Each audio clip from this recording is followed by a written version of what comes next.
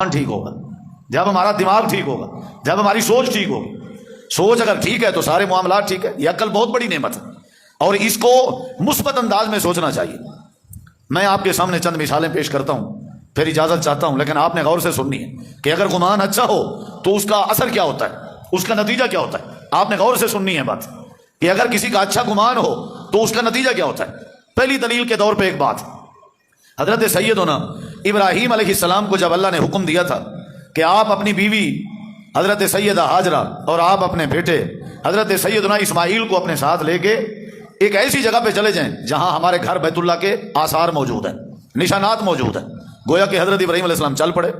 بڑے عرصے کے بعد اللہ نے بیٹا دیا تھا، حضرت اسماعیل عطا کیا تھا، اور پھر یہ حکم جاری ہوا کہ آپ ایسی جگہ پہ چھوڑ آئیے جہاں ہمارے بیت اللہ کی بنیادیں ہیں۔ تو چنانچہ اللہ تعالیٰ کی محبت غالب تھی، بیٹے کو ساتھ لیا، بیوی کو ساتھ لیا، چل پڑے بڑھاپے کی حالت میں۔ چلتے گئے تو ایسی جگہ جہاں بیت اللہ کے آثار موجود تھے وہاں جا کر کے پہنچے اور وہاں چھوڑا اور چھوڑ کے واپس آ رہے تھے۔ تو حضرت سیدہ ہاجرہ نے سوال کیا، صحیح مسلم میں آتا ہے، اے میرے سر کے تاج ابراہیم، ہمیں کیوں چھوڑے جا رہے ہیں آپ؟ کوئی وجہ بتا سکتے ہیں آپ؟ تو حضرت سیدنا ابراہیم علیہ السلام نے اپنی انگلی کا اشارہ آسمان کی طرف کیا اور اشارے کے ساتھ بات بتائی کہ اپنی مرضی سے نہیں چھوڑ کے جا رہا بلکہ اللہ کی مرضی سے چھوڑ کے جا رہا ہوں۔ آگے بات میں کر رہا ہوں ذہن کی، سوچ کی، حالت کیفیت ذرا دیکھیں۔ حضرت سیدہ ہاجرہ ادھر ادھر دیکھتی ہیں تو ہر طرف جو ہے وہ بالکل ریگستانی علاقہ ہے، بیاباں ہے، غیر آباد علاقہ ہے، کیفیت عجیب سی ہے۔ تو کہنے لگیں اگرچہ سہولیات زندگی، ضروریات زندگی موجود نہیں ہیں، پھر بھی اگر اللہ تعالیٰ نے حکم دیا ہے ہمیں اس جگہ پہ چھوڑ دینے کا تو آپ اداس ہو کر کے واپس نہ جائیے۔ میں ہاجرہ کا یہ ذہن ہے اذ اللہ یزینا، اللہ ہمیں ضائع نہیں کرے گا۔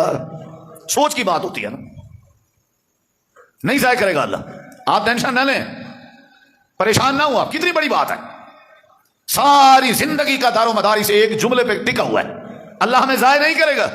ہمیں ذرا مسئلہ ہو جائے ہم کہتے ہیں ہم تو گئے بھائی، ہم تو گئے بھائی، مولوی صاحب آپ ہی کچھ کریں، ہم تو گئے، ہمارے حوصلے ٹوٹ جاتے ہیں، گمان ہمارا بدگمانی میں مبتلا ہو جاتا ہے۔ ذرا مسئلہ بنے، بندے کو دلیر بناتا ہے اچھا گمان، بندے کو بہادر بناتا ہے اچھا گمان۔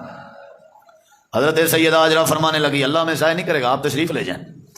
حضرت ابراہیم علیہ السلام واپس آ رہے تھے اور اللہ کی بارگاہ میں دعا کی، اے پروردگار ربنا،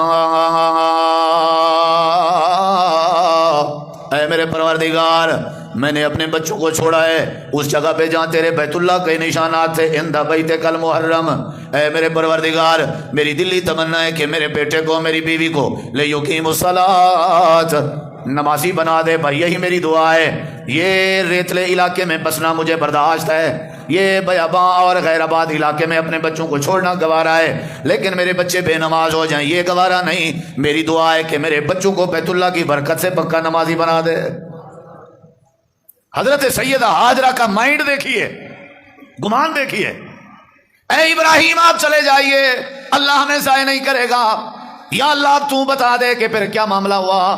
اللہ فرماتے ہیں قرآن کریم پڑھ کے دیکھ لو، یا آج بھی مکہ کی طرف اپنی نظریں کر کے دیکھ لو، حضرت سیدہ ہاجرہ کے مائنڈ، گمان اور حسن ظن کی برکت سے میں اللہ نے اس جگہ کو شاد آباد کر دیا تھا۔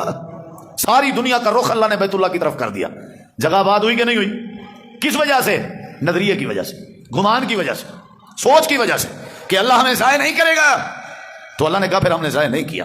آج بھی دنیا لاکھوں روپے خرچ کر کے جاتی ہے اس جگہ پہ۔ تو یہ سوچ پہ سارا انحصار ہوتا ہے۔ یہ خودکشی کرنے والے کون ہوتے ہیں؟ بری سوچ رکھنے والے۔ ان کو خودکشی پہ کون سی چیز مجبور کرتی ہے؟ غلط سوچ۔ یہ قتل کرنے والوں کو کون سی سوچ مجبور کرتی ہے؟ غلط سوچ۔ یہ چوری کرنے والے کے پیچھے کیا ہے؟ سوچ ہے۔ ڈکیتی کرنے والوں کے پیچھے کیا ہے؟ سوچ ہے۔ سوچ اچھی ہوگی معاملہ اچھا ہوگا۔ ایک دوسرے کی ہمدردی، ایک دوسرے کی خیرخواہی وہی کرے گا جس کی سوچ اچھی ہوگی، جس کا گمان اچھا ہوگا۔ ایک اور دلیل، حضرت سیدنا موسیٰ علیہ السلام اللہ تعالیٰ کے حکم سے ہجرت پہ جا رہے ہیں، بنی اسرائیل ان کے ساتھ ہیں، جاتے جاتے اچانک آ کے دریا آ جاتا ہے۔ حضرت